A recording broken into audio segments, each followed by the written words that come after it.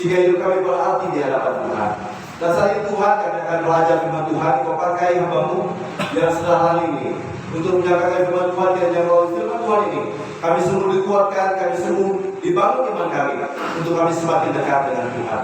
Pemberitaan firman Tuhan ini kami tahu ada satu oknum yang tidak tinggal diam, itu iblis. Dia ingin mengacau balaukan firman Tuhan ini, yang ingin memalingkan pendengaran kami sehingga kami tidak fokus kepada firman Tuhan. Dan oleh sebab itu kami patahkan, kami hancurkan di dalam nama Yesus. Kiranya waktu kita salah yang bekerja di tengah pemberitaan firman Tuhan ini. Biarlah kami cepat semua kami jangan waktu ini kami dalam nama Yesus berdoa. Amin. Firman Tuhan sekarang kembali. Shalom Bapak Ibu dan Tuhan dikasihi dalam Tuhan Yesus Kristus.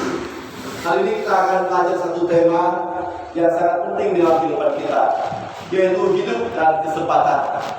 Kalau berbicara tentang hidup dan kesempatan ini, tentu jemaat Tuhan berkata, saya punya hidup yang begitu lama, saya punya usia yang masih muda, saya ingin hidup saya hura-hura, saya ingin hidup saya digunakan untuk saya menikmati masa muda saya dengan indah, dengan kebebasan yang tidak ada batasnya.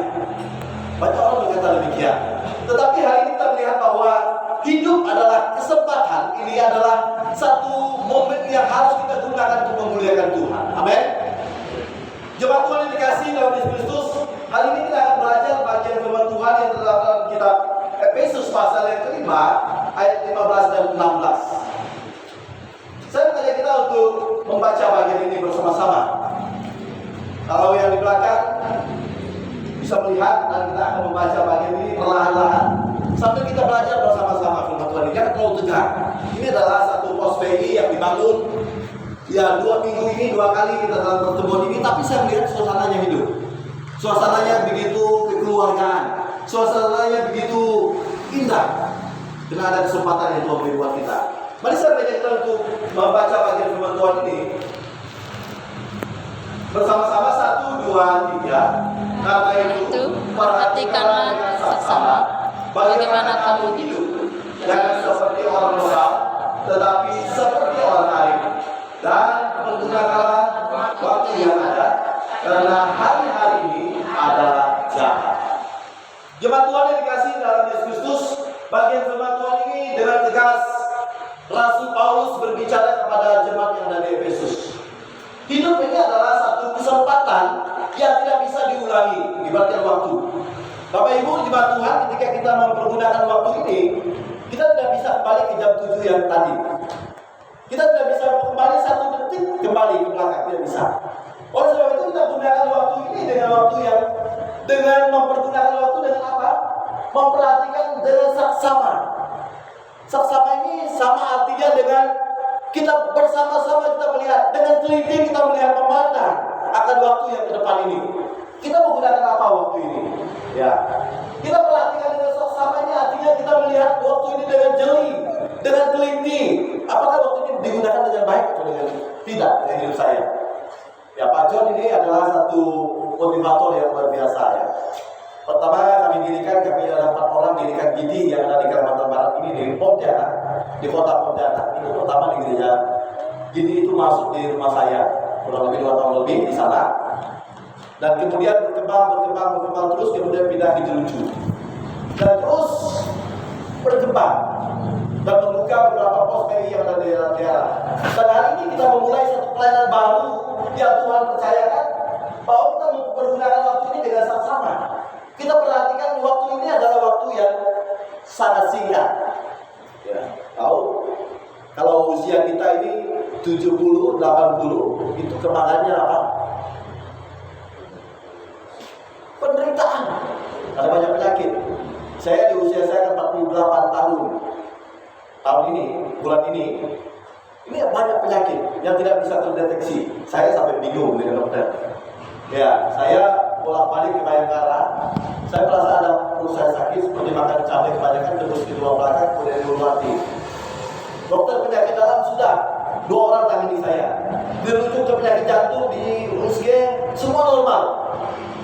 Cek data lengkap semua, kalau di Malaysia itu kurang lebih 2 juta lebih. Semua di kolom saya kolom semua. Dicek semua normal, tidak ada yang masalah. Sampai dokternya bilang, ya apa ya penyakitnya? Dibilang asam lambung tidak, masalah dibilang demam tidak. Sampai dokter bingung. Akhirnya saya menuju kemarin ke rumah sakit Untar. Rumah sakit Untar sudah ditangani dokter yang berbeda. Kemudian saya di USG, ya seperti orang hamil, di USG pada hasilnya nanti hari Rabu. Nah, kita doakan supaya semua negatif semua. Ya, jadi kita memperhatikan dengan sesama. Bagaimana kamu harus hidup? Jangan seperti orang bebal, tetapi orang arif, dan pergunakan waktu yang ada karena hari-hari ini adalah jahat. Nah, perhatikan dalam bagian ini. Dengan saksama bagaimana kita hidup dengan saksama, memiliki cermat, teliti, perhatikan dengan teliti, cermati bagaimana kita mengisi kehidupan ini. Itu dimaksud dengan saksama. Ya. Jadi ketika kita berkata bahwa saya mau dipakai Tuhan, jangan tunggu saya jadi pendeta dipakai Tuhan. Saya kagum dengan hamba ini. Basicnya dia kuliahnya di hamba Tuhan itu mungkin beberapa tahun, kemudian dia punya gelar yang di luar itu. Tapi dia memberi diri. Pak John juga banyak hamba Tuhan yang dipakai Tuhan, dan tanpa dia harus mengenyam pendidikan yang berapa tahun seperti kami ya. Harus 4 tahun di S1, kemudian tambah lagi di S2, baru jadi hamba Tuhan. Tidak. Hamba Tuhan ini adalah kita inilah yang dipakai oleh Tuhan menjadi perpanjangan tangan Tuhan. Kita ceritakan kebenaran firman Tuhan. Dan hidup kita ini kita melihat bahwa kita harus dengan teliti kita melihat, memperhatikan, cermati bagaimana mengisi kehidupan ini. Selama saya membuat PPT harusnya poin-poin. Dan ini sejarah pertama saya membuat PPT yang terpanjang. Biasa saya buat poin 1, poin 2, poin 3. Saya sengaja supaya agak sedikit untuk kita belajar bersama-sama. Nah, selanjutnya, apa itu bebal? Ya, kita jangan seperti orang bebal, suka mengerti, tidak cepat menanggapi sesuatu, atau tidak tajam pikirannya, bodoh atau kebodohan. Ini orang bebal. Kita tahu bahwa orang bebal ini dikatakan di Alkitab oleh Rasul Paulus adalah orang yang dikatakan keras kepala, orang yang tidak mau belajar, orang yang tidak mau mengupgrade diri, tidak mau mengasah diri, tidak mau bertanya kepada orang lain. Ini adalah orang bebal. Nah, selanjutnya, tidak bisa dinasihati. Ya, ini ciri-ciri orang bebal ya. Pertama bahwa orang bebal ini tidak bisa dinasihati.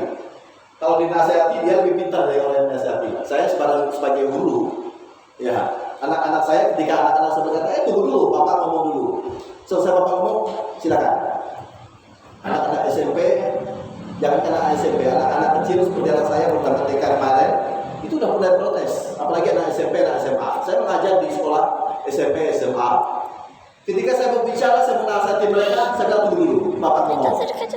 Sudah selesai, bapak bilang, silakan, siapa yang mau tanggapi apa yang bapak ini? Tidak ada yang berani. Kenapa? Karena dia belum dengar ujungnya apa, nasihat itu apa. Sehingga orang bebal ini adalah tidak mau dinasihati, tidak mau dikasih tahu yang baik. Begitu bapak selesai nasihati mereka, karena saya sebagai wali kelas, saya harus 1 jam itu khusus untuk ceramah untuk mereka. Saya beritakan Injil untuk mereka. Ya, ini tugas kami. Karena di sekolah Kristen Immanuel itu 80% non-Kristen.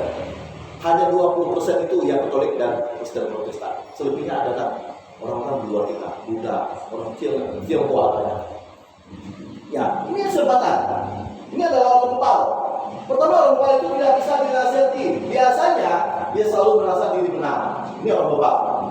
Kalau toh sadar bahwa dia sudah salah, dia akan beralasan untuk membenarkan diri. Ini orang bebal, dia berkelit. Nah, selanjutnya, ciri yang kedua yang dikatakan orang bebal itu adalah atau dia tidak mau belajar.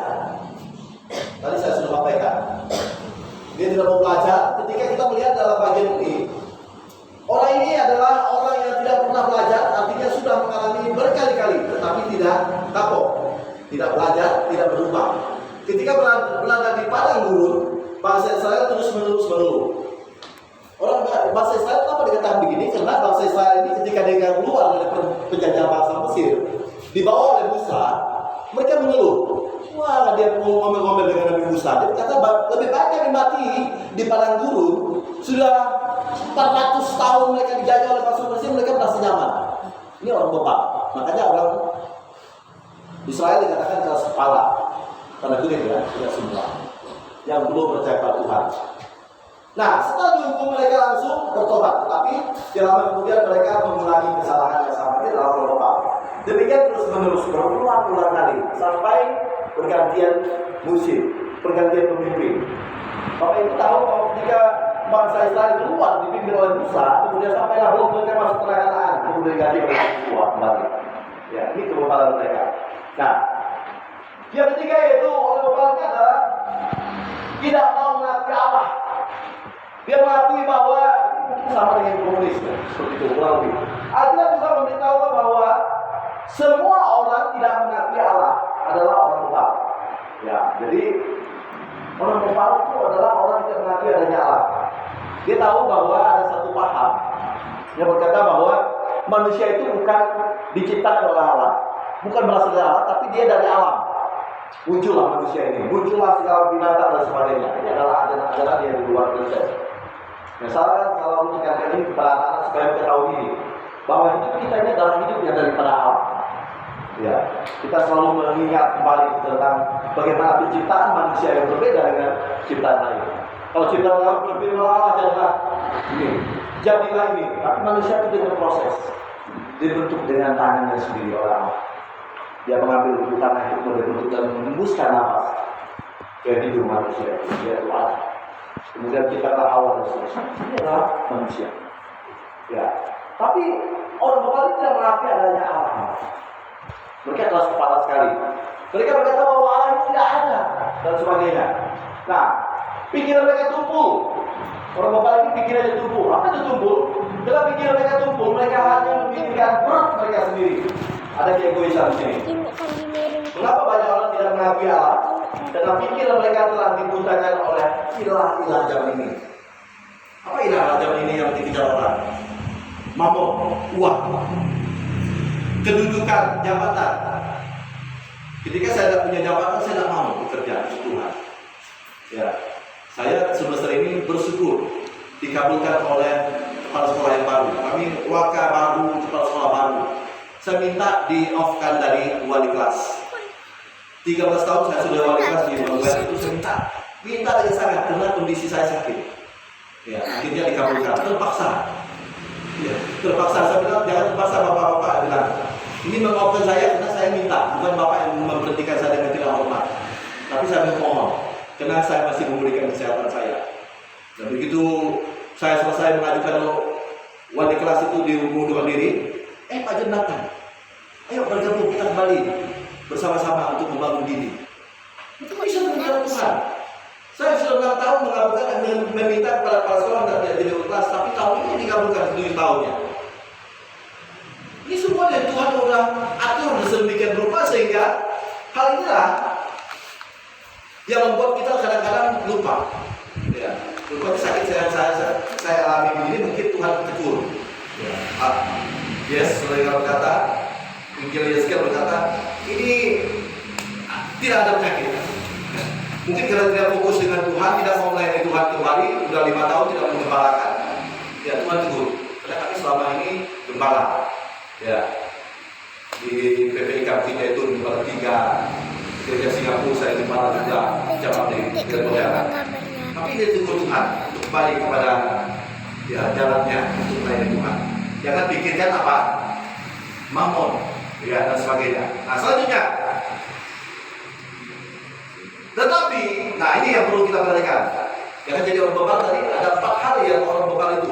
Tetapi yang perlu kita perhatikan adalah jadilah seperti orang arif. Apa yang kita lihat, dengar, pikirkan, rasakan, masukkan hal-hal yang baik. Firman Allah adalah hal yang baik yang harus kita masukkan dalam hati kita. Ketika kita berbicara kepada orang lain, munculkanlah perkataan-perkataan yang membangun orang lain. Munculkanlah perkataan-perkataan yang membuat orang lain diberkati. Ya, jangan kita asal ngomong. Inilah kita. Jangan kita adalah surat-surat Kristus yang dibaca oleh setiap orang. Kita adalah orang-orang yang percaya yang dititipkan oleh Tuhan hadir di tengah dunia ini untuk kita memberitakan kebenaran kasih Tuhan. Nah, siapa itu orang alim? Bagaimana ciri-ciri orang alim ini? Apa itu orang alim? Orang alim adalah orang yang bijaksana, orang yang cerdik, orang yang pandai, orang yang berilmu, paham dan mengerti adalah orang alim. Apa ciri-ciri orang alim ini? Wah, ciri-ciri orang alim ini agak berat ini. Apakah saya sudah masuk seperti ini? Kita belajar bersama-sama. Yang pertama, kita menanggalkan manusia lama kita. Manusia lama kita mungkin ada kesombongan di sana, ada iri hati. Kalau kita melihat pada buah-buah kedagingan itu dalam Galatia pasal 5 ayat 23, ayat 16, 17 itu mulai sampai ayat 23 itu buah roh. Di situ kita melihat bahwa ada keinginan-keinginan lagi, buah-buah kedagingan. Itu kita harus andalkan. Nah, dalam ayat 23 itu bahwa kamu harus menanggalkan manusia lama supaya kamu diperbaharui di dalam roh dan oleh pikiranmu. Menanggalkan manusia lama itu sama berarti menanggalkan segala dosa, hawa nafsu dan lain-lain. Jika tidak mau menanggalkan manusia lama, pikiranmu tidak akan bisa diperbaharui dan kamu akan semakin bebal. Ya, jadi bagian kita yang tanggung menanggalkan manusia lama kita. Ada egois, ada iri hati, ada dengki, dendam dan sebagainya. Ini manusia lama kita yang harus kita buang. Ini ciri-ciri adalah orang alim. Selanjutnya, mempersembahkan diri kepada Tuhan. Ya, seringkali orang datang ke gereja takut dengan persembahan. Tapi puji Tuhan, tim pembuka jemaat kita ini tidak mengejar itu. Saya bilang kita fokus saja ibadah doa, ibadah keluarga itu ada persembahan. Kita jalankan di ibadah umum saja. Ya, sepakat satu atau persembahan jalankan. Kenapa? Kenapa orang pikir persembahan yang dikejar orang adalah persembahan uang? Maka itu tadi. Tetapi Alkitab mencatat bahwa persembahan yang benar adalah dalam Roma pasal 12 ayat 1 dan 2. Ya, coba satu orang baca. Roma pasal 12 ayat 1 dan 2. Apa itu persembahan? Yang benar, yang Tuhan mau dalam hidup kita. Dengan kesempatan hidup yang Tuhan beri kepada kita saat ini. Ya. Coba satu orang tolong bacakan yang sudah dapat. Roma pasal 12 ayat 1 dan 2. Persembahan yang benar, ayat 1.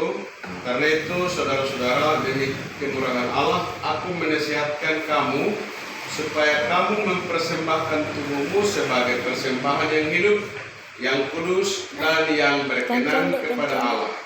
Itu adalah ibadahmu yang sejati. Ayat 2. Janganlah kamu menjadi serupa dengan dunia ini, tetapi berubahlah oleh pembaruan budimu, sehingga kamu dapat membedakan manakah kehendak Allah, apa yang baik, yang berkenan kepada Allah, dan yang sempurna. Demikian firman. Terima kasih, Bapak. Dalam hal ini kita lihat bahwa karena itu saudara perhatikanlah dengan sesama. Kita disuruh apa? Persembahkan tubuhmu sebagai persembahan yang hidup, yang kudus dan yang berkenan pada Allah.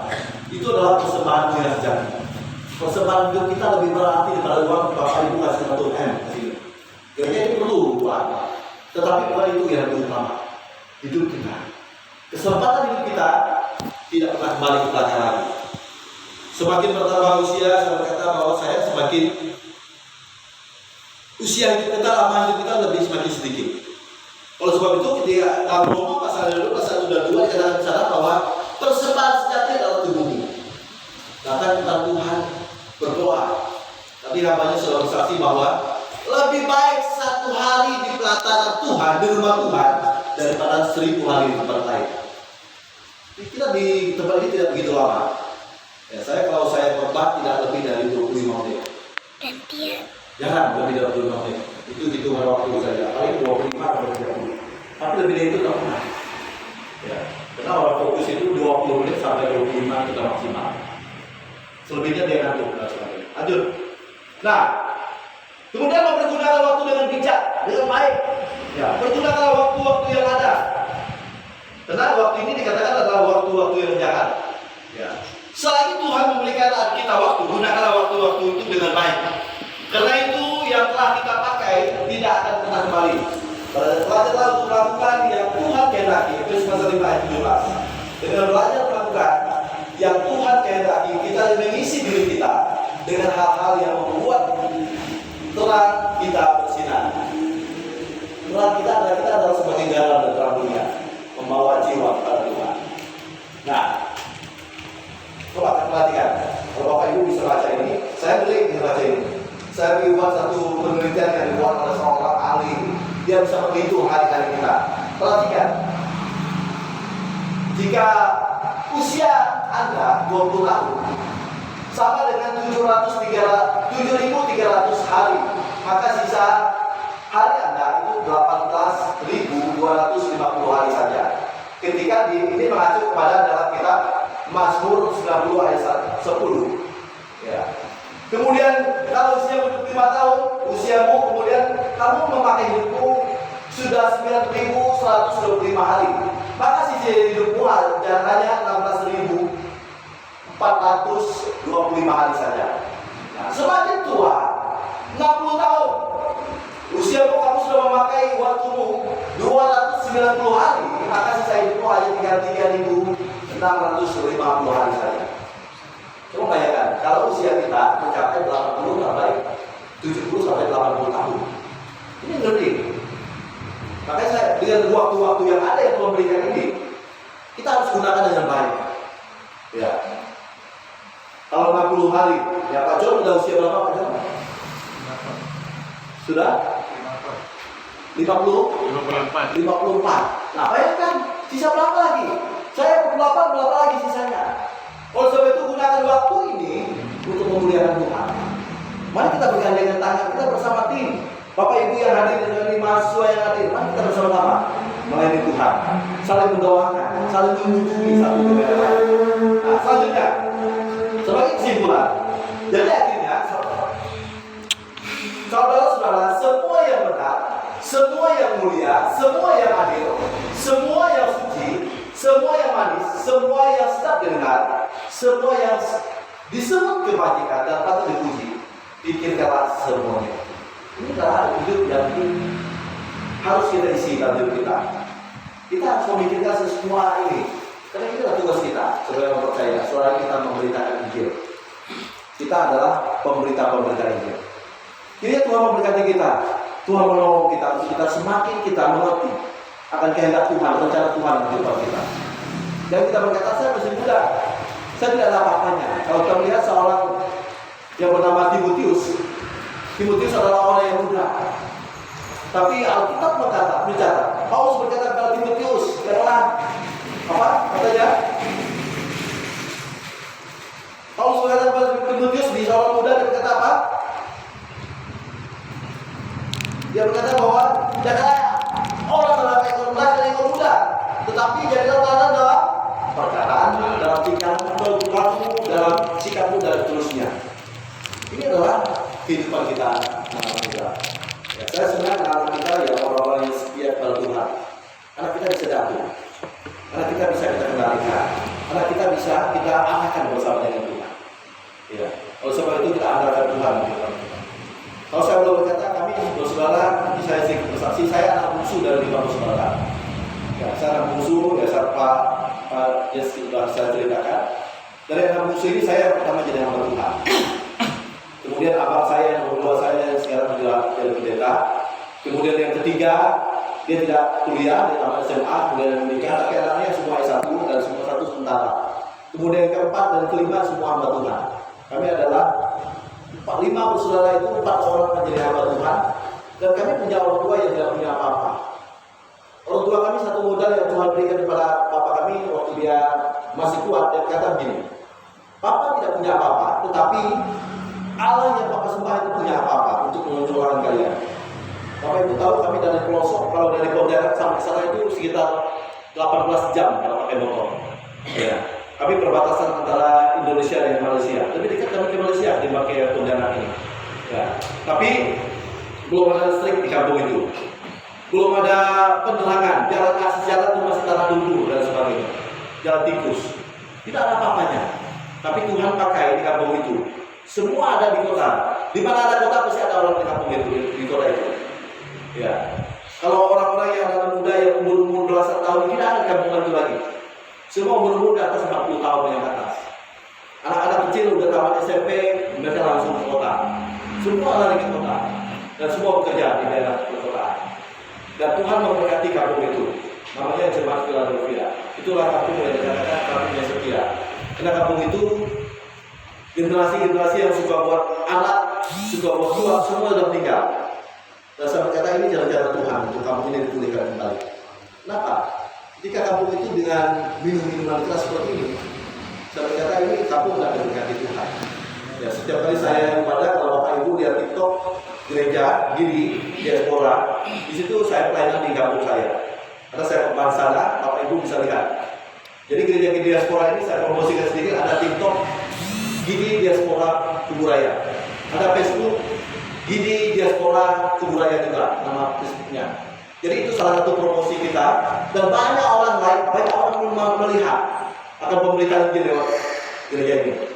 Dan saya rindu, saya mau menuju kepada live untuk di TikTok itu, supaya semakin banyak orang masuk situ kita bisa live. Selama ibadah ini berlangsung kita live dari belakang TikTok itu nanti. Dan itu tujuan saya, pemberitaan Injil itu sekarang ini kami sudah belajar dari pembicara dari Jakarta. Saya adalah tim daripada Institut Hagai Indonesia. Saya alumni peserta anggota Institut Hagai Indonesia.